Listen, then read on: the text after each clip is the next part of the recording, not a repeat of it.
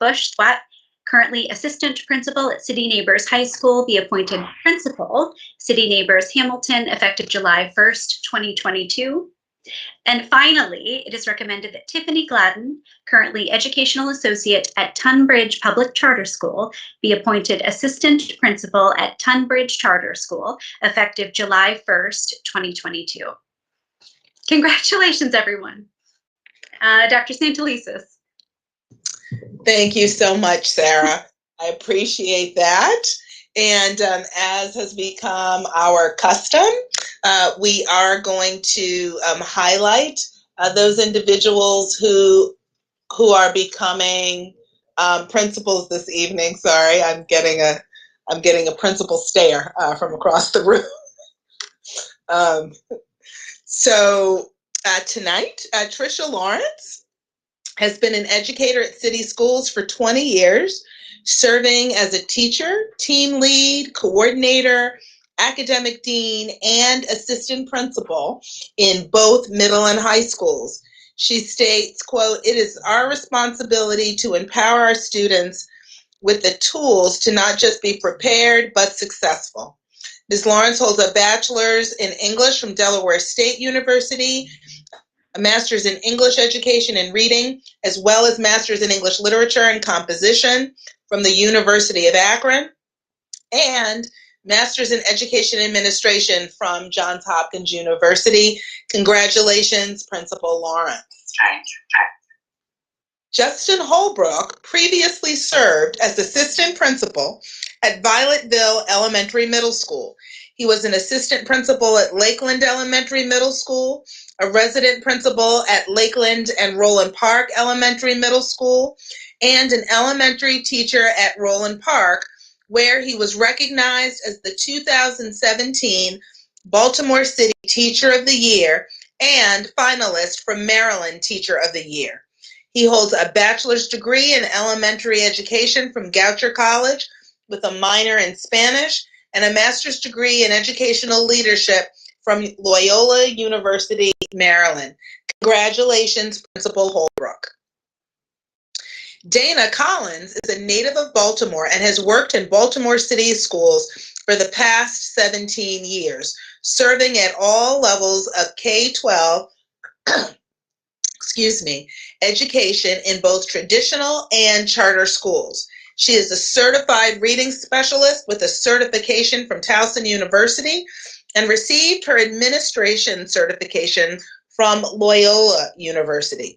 For the past 9 years, she has served in various capacities at the Baltimore Leadership School for Young Women and as assistant principal for the last 4 years. Congratulations, Principal Collins. Crystal Joy Cornish formerly served as resident principal with Lakeland Elementary Middle School. She credits her mother, Dorothy Cornish, and the Reed Roberts community for being the village that fostered her dream of becoming an educator. Crystal has served city schools for the past 15 years in the roles of teacher, instructional coach, and academic planning facilitator. She holds a bachelor's degree from California University of Pennsylvania and a master's degree from Morgan State University. Congratulations, Principal Cornish. Next, we have, Mary Ochinitz, who served as an assistant principal for the last 4 years at Graceland Park, O'Donnell Heights Elementary Middle School. She has worked for city schools for 23 years as an ESOL teacher, ESOL teacher mentor, first grade teacher, department head, lead teacher, and assistant principal. Mary began her teaching career in bilingual schools in Bogota and Medellin, Colombia, before coming to Baltimore. She holds a bachelor's degree from Wagner College, a master's degree from St. Michael's College, and a certificate of advanced studies from Towson University. Congratulations, Principal Unchinetz. Stephanie Grace has served city schools for 20 years as a classroom teacher, educational associate, and an assistant principal. After working in corporate America, Ms. Grace followed her passion for working with children. She says, quote, "Every child deserves someone in their corner who sees and believes they have the potential to do anything they desire." She holds a bachelor's degree from Howard University, a master's degree from University of Maryland, Baltimore County, and an educational specialist degree in curriculum and instruction from the University of Phoenix. Congratulations, Principal Gross. Candace Purcell Nixon has served city schools for the last 22 years, most recently as an assistant principal at Calvin Rodwell Elementary School.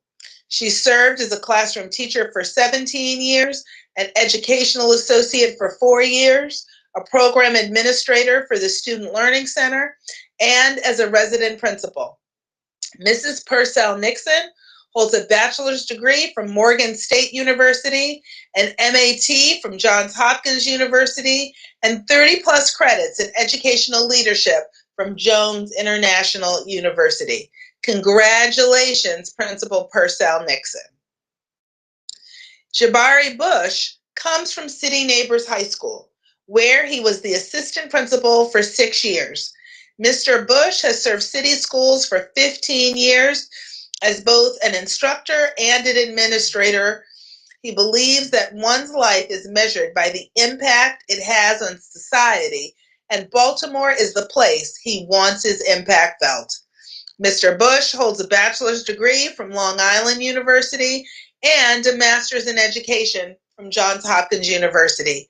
Congratulations, Principal Bush, and to all of tonight's principals. We salute you. You have one of the hardest jobs in the entire district, and we know you are up for the work. I would like to continue this evening really by expressing my thanks to Heart of America, as well as the Baltimore Ravens for the School Transformation Project they conducted last Monday at Franklin Square Elementary Middle School. Both of these partners really understand the importance of beautiful, functional space and learning environments for young people. And they also understand the impact that these efforts have on our students, their families, their communities. And they really show with action that our young people are cared about. I was able to participate in the beautification project, as were members of my cabinet and community volunteers. And we really all enjoyed just a great day of public service. Heart of America, Baltimore Ravens really are just great examples of what can be done through partnership for our schools and students. I just want to give a real sincere thank you to both organizations. Thank you again. On Saturday, May 28th, the NPSSAA held this year's track and field championships. I am very pleased to recognize several city schools athletes who won their individual events at the state level. Congratulations to Mahogany Jones from Edmondson for winning the 200-meter dash in Class 1A. Another congratulations to Talia Atkins from Poly, who won the 100-meter dash, the 200-meter dash, and the 400-meter dash in Class 3A. Congratulations to Leo. And congratulations to Vaughn Devon III from Mervo, who won the 100-meter hurdles and the 300-meter hurdles in Class 4A. Kudos, shout outs to these athletes and to all city school students who competed. For us, you are all city schools winners. Speaking of successful athletes, I want to give a special shout out to 2 scholar athletes from Baltimore City Schools.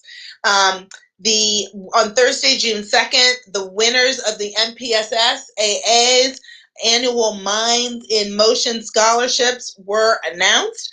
The scholarship program recognizes those who have excelled on both the playing field and the classroom by achieving a minimum of a 3.25 unweighted overall GPA while participating in interscholastic athletic activities.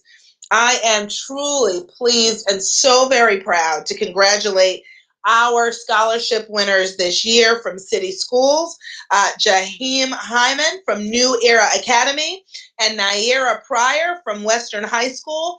Each young person will receive a $1,000 scholarship from Minds in Motion.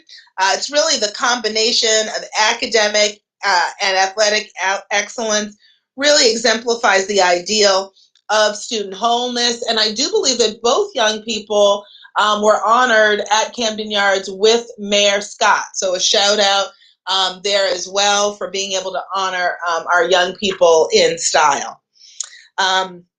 Next, the annual United Way City Schools fundraising campaign recently ended for this year, and I am pleased to invite Dr. Andrea Bowden, who continues to show leadership for us in this area, as well as our very own Principal Dave Verdi, the United Way City Schools co-chairs, along with United Way Representative Michelle Martin, with a brief presentation of this year's results, as well as my heartfelt thank you for all the work you all did to lift this year's campaign in city schools.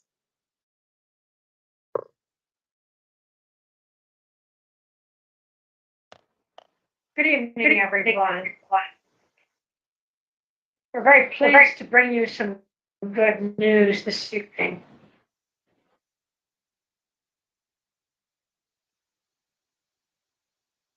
Next slide, please.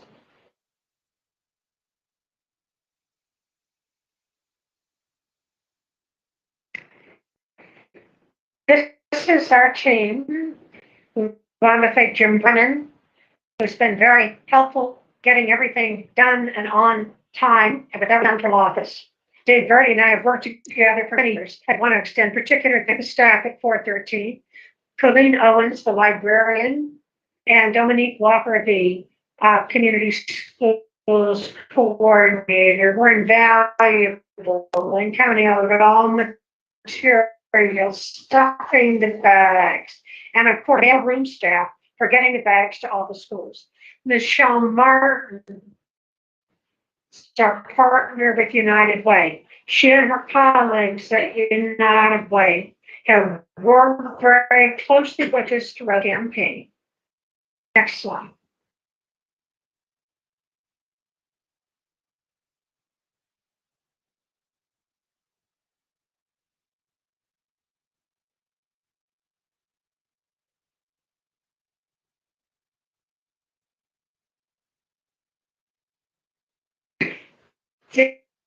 This is over $18,000 from last year. Our total participation, however, is down from 3.8% to 1.98%. That means people are giving more, but fewer people are giving. We need to work on that.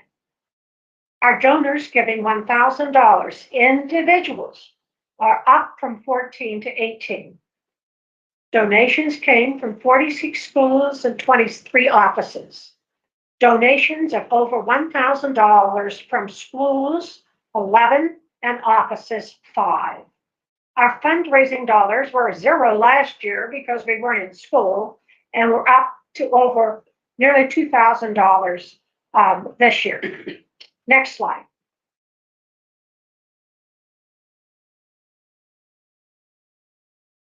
Our top giving elementary and middle school was school number 122, the historic Samuel Coleridge Taylor Elementary.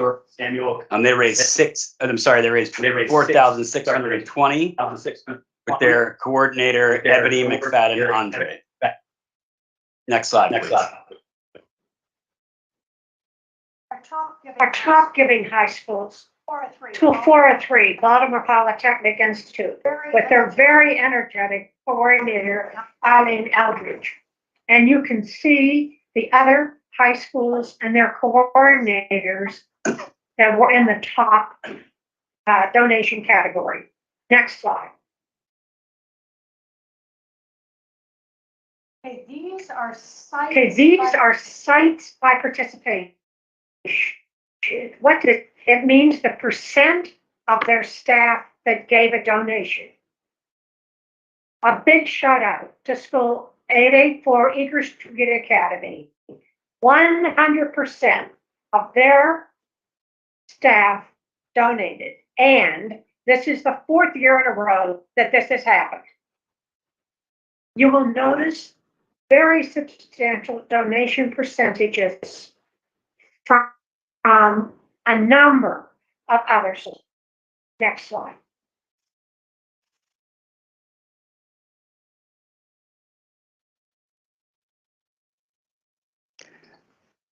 These are the schools that have the top fundraising. These are fundraising and events held in addition to just the individual collections. Highlandtown Elementary Middle School, School 215, was able to fundraise $645 with their coordinator, Kathy Graham. Great job. And I'd like to add that was all in coin. They collected from both staff and students, and we carted it out in a car in boxes. Okay, next slide.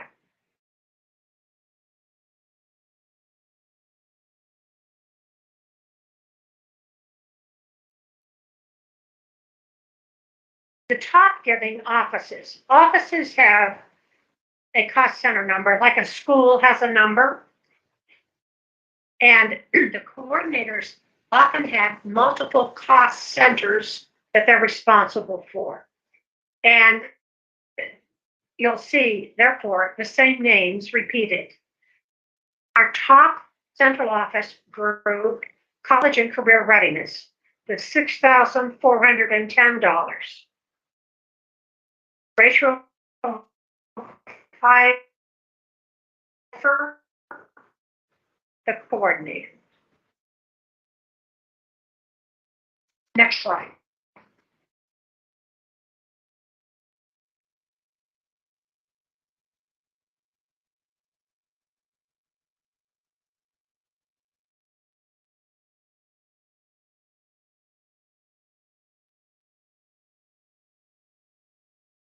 Could we please?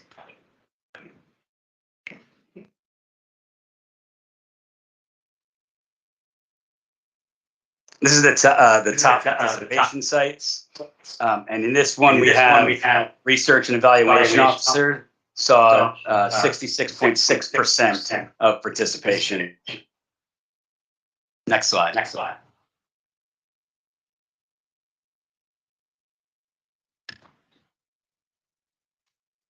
I'd like to give you some recommendations for the future. This year we began the campaign in mid-March. It really needs to begin in February and end by May to be in better sync with the school year. We need to get the names of the school and department coordinators by January. Schools that have and sites that have a coordinator do better. We need to better train the coordinators and leaders. There were some consistent mistakes I think that we can clear up if we have a better communication. We really need to work on the number of small amount donors are doing great, but we need to work on small donations. And we need to improve the accuracy of materials sent to potential donors. We had a couple technical errors that might have hurt us. Next, please. We will invite now Michelle Martin to make some comments. Good evening, everyone. This slide is just showing, once again, our areas of impact that all the donations that we're taking in will assist in. 211, Maryland Helpline, health, housing, education, and economic advancement. Next slide, please. And on behalf of the United Way, I wanted to thank Dr. Santelises for your leadership, commitment, and continued support of the United Way mission to promote equity, create opportunity, and improve lives by increasing access to housing, health, economic advancement, and education. Secondly, I'd like to recognize the chairs, Jim Brennan, Andrea Bowden, and Dave Verdi for their many hours of volunteering and promoting the Giving campaign throughout BCPS. I'd also like to send my deepest thanks to the many coordinators who showed their leadership and promoted the campaign at the school level. And lastly, I would like to thank all the BCPS employees who donated to provide what's needed, where it's needed. There was another slide, and I'm not sure it didn't get in there. The Young Men Unite slide. Well, I can speak to it. I'd like to briefly just share an exciting new initiative that will be coming to Baltimore City Public Schools in the fall. I'm very excited about United Way's latest program, Young Men United, which will be kicking off at Patterson Park and Benjamin Franklin High Schools in the fall of this year, 2022. Young Men United is an initiative, an innovative equity and education initiative designed to support young men of color with their educational and vocational dreams to complete high school, pursue secondary post-education, and embark on fulfilling careers while closing ongoing education and earning gaps within the city. The initiative will start with 25 students of color at each school in year one, and then will increase to 50 students in the second and third years for a total of 250 students throughout the program. Students will apply to the program in early fall, and the participants will be selected in October. If you'd like to learn more about this initiative, please feel free to contact me at michelle.martin@uwcm.org. And again, thank you to everyone who worked on this campaign. Thank you, everyone, for the fantastic work on this year's campaign. The suggestions, we will definitely take those into account, and really just thank you to everyone who gave in this year's drive and campaign. Thank you so much. As the school year comes to a close, we have one more day tomorrow. I want to remind everyone that in partnership with Mayor Scott, Baltimore City Rec and Parks, Baltimore's Promise, the Summer Funding Collaborative, and many others, city schools will be offering more than 24 district-wide free summer program options starting in July. We're partnering with the mayor's office to offer high school students the chance to make up course credits while also getting paid. I just want to encourage eligible students to participate in the city's Youth Works program, where they can recover up to 3 credits this summer and learn while they earn. In addition, 53 of our schools will be hosting their own summer programs with more than 22,000 seats available. So be sure to visit our website and take advantage of these great summer learning experiences. Finally, I want to congratulate all of our classes, graduates who are graduating 2022. Class of 2022, you and your families really have pushed through the last 4 years. Just the number of challenges, you've navigated so much. But what is most important is frankly not what you navigated, but how you have come forward on the other side. Both myself and members of the school board, as well as senior leadership, I got to tell you, for many of us, this time of year is the highlight and the best example of why we do the work. Special shout out to Dr. Pfeiffer, Mavis Jackson, school police, the entire college and career ready office. Just fabulous, fabulous job. Special thank you to Coppin for allowing us to host many of this year's graduations. And then finally, to all of our graduates, you are our Baltimore City gems. You are our city's future, but you are also our present. So know that we look forward to hearing about what you're doing. And again, congratulations for being able to really enjoy the fruit of all of your hard work and commitment. And with that, Madam Chair, I will turn it over to you. Thank you, Dr. Santelises. I now want to cue up the board's presentation on Adopt the Network. So Christian, can you cue that up for us? And again, we were so excited to do this program this year. And as I stated in my comments earlier, this really was an opportunity for us to not only build a relationship with our ILEDs who do tremendous work, but get to better understand their support of our schools, but also get to understand our school leaders and the things that they're doing to ensure that our young people have a great educational experience here in city schools. And so you can go to the next slide, Christian. And as I stated, there are 11 CLNs, or community learning networks. We each got to adopt one of them. And it really was an opportunity to have the board listen and learn and really act as a resource for our ILEDs and a resource for the networks that we were a part of. So without further ado, you can go to the next slide. We asked our board commissioners a series of prompts, and I'm going to have several of our commissioners help by answering these prompts and letting you, the public, know what our experience was like this year. And so the first prompt was about what was it like working with your ILED this year. So if Commissioner Sally. Yep, so thank you so much, Chair Richardson.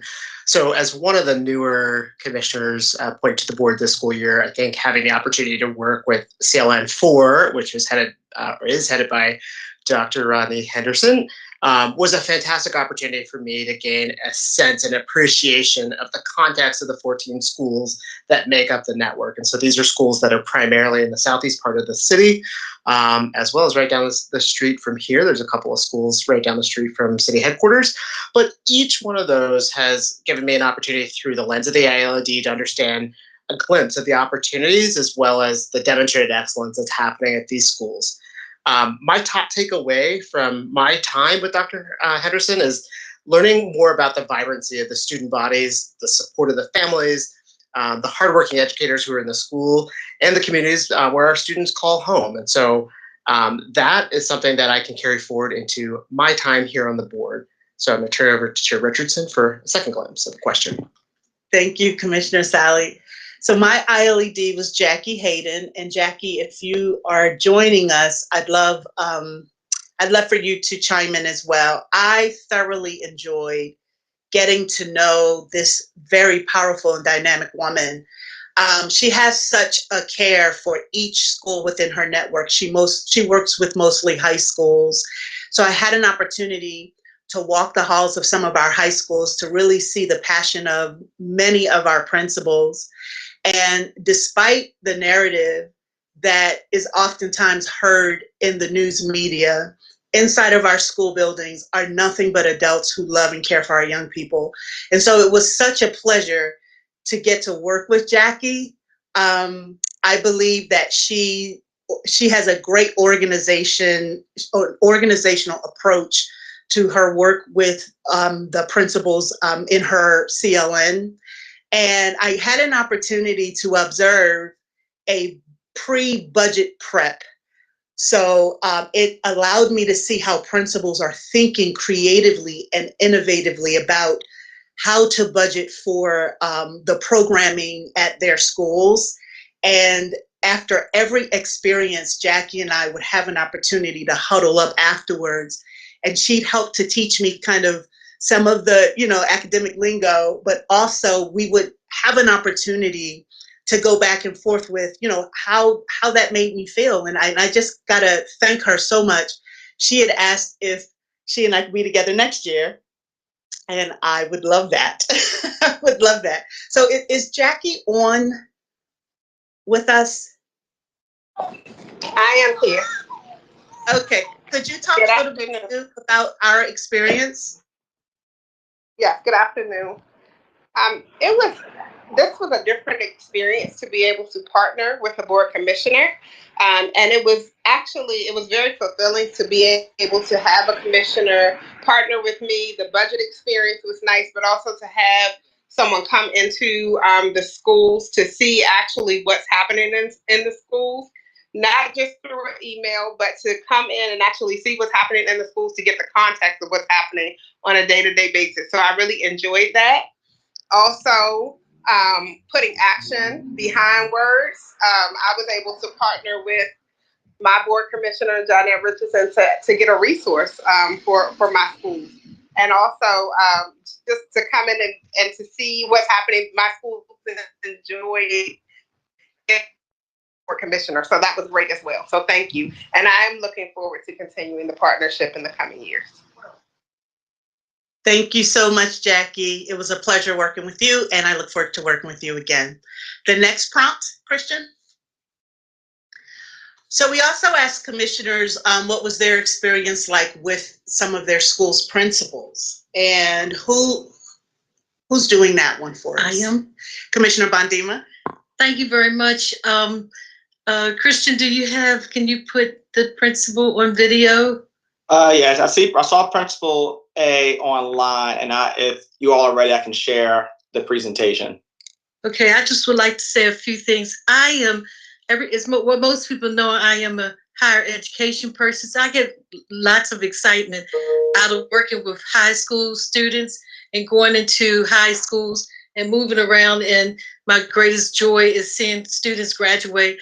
And I had a wonderful time talking with and working with not only Dr. Scarletta Jackson, but also mostly with Principal Georgina Ave. And it was a pleasure working with her. And I learned so much. It's a difference talking to administrators, but it is very different walking through the school and meeting the students and just looking at the experiences that they have every single day. And she talked a lot about social emotional space and place, academic support, and bouncing back, and also community wraparound support services. And I invited her to speak and say some of the things that she's doing over there, and the challenges that she's having. I wanted to hear some of the positive things that's going over at Mervo, and I'm sure that you would like to hear from her. Are you there? Yes, good evening, I'm here. I saw your picture earlier. Okay, there you are. Yes, can you hear me? Yes, I can. Could you talk to us about all the wonderful things that we've talked about late at night, early in the morning? I actually yes, and before I begin, I actually just want to share how joyful it has been to have that collaborative experience working with you, Dr. Bondima and Dr. Jackson, just really around that support, and then also just kind of opening up and sharing our best practice and the positives when sometimes we can dwell on the negatives. And so I really just appreciated having you as a thought partner and also just as an advocate. And so just a few of the things that we had talked about, and when we worked with Dr. Bondima, we talked to her about social emotional supports, academic supports, and the community wraparound. And so really beginning with just, also knowing that we've had some climate challenges, talking about advocacy just for structural and facility upgrades, and she's been a voice for that. But then talking about things that that we can control that have student voice and input. So really moving to student-led advisory lessons where they actually kind of created the topics, launching student learning plans and creating an ownership in data, goal setting and growth, really working with having some mentoring programs and support come in, but then also just looking at some positive incentives and challenges for the community that we could constantly uplift students and staff both. So we had a heavy PBIS focus on both student and staff for both morale and just connectivity and fun and smiling and feeling vested still in the place and space. And then one I just want to highlight here, which was interesting because our freshman class actually would declare would have to do some research on pathways and purpose. With our 21 pathways, we created the CTE passport system for our freshmen. So we were able to actually offer them detailed exposure, lessons, background information to align them with making the right choice for the pathway in their 10th, 11th, and 12th grade years. And then having a pathway signing day and actually letting them go spend some time in those classes to really get excited about where they were going to go in the future and becoming certified completers. Next slide.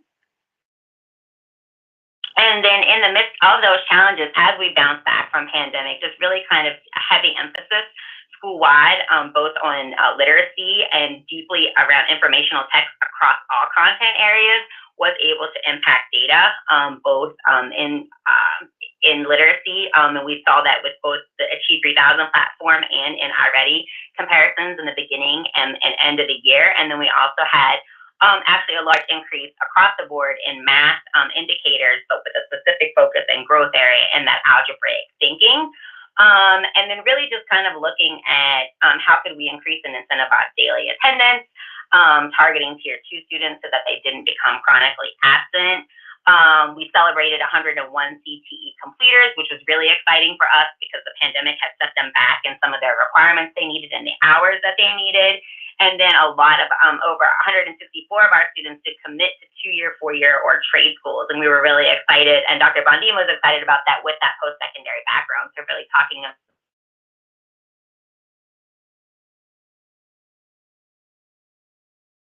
exposure. Last slide. And then I think the school and community support collaboration is one that